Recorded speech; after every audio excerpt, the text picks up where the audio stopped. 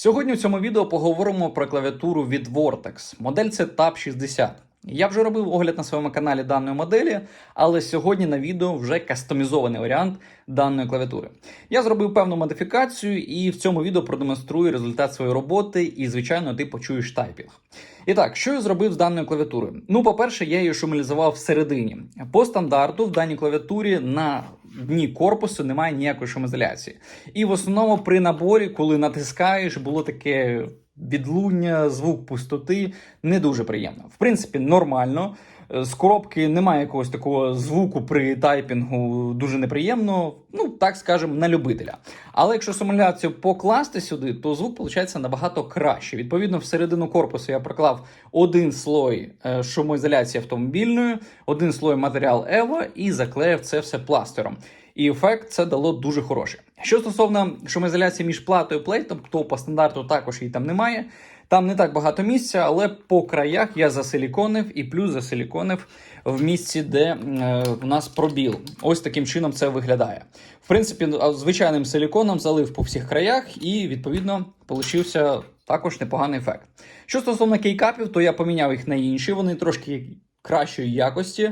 Стінки можете подивитись, товщина хороша, дійсно міцні такі кейкапи, і також вони впливають на звук і виглядають дуже круто. Цій клавіатурі дійсно ця розфарбовка дуже пасує. Чорно-жовте – це реально дуже круто. Причому сам борт також чорний.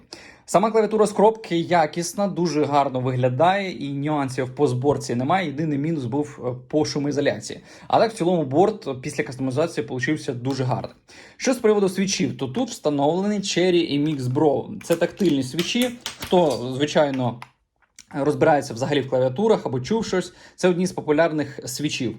Свічі якісні, мені подобається їх тайпінг, звук при наборі, як вони ходять. Ну, тобто, якщо ти хочеш реально собі тактилки, то радо би вибирати тобі якраз на Cherry. Вони являються самими популярними. Бровен. Що стосовно по тайпінгу, звичайно, в кінці відео ти можеш це все зацінити. Ну, в цілому, що можу ще сказати? Свічі тут не розборні, тобто клавіатура не підтримує хотсвап, але при бажанні можна їх випаяти, поміняти в майбутньому на щось інше. Але, знову ж таки, якщо береш в довгострок, то ніяких питань, користуєшся. В принципі, я коли користувався такими перекамачами коричневими, вони мені достатньо довгий час не набридали, просто потім собі поміняв клавіатуру, коли захотілося щось новенького.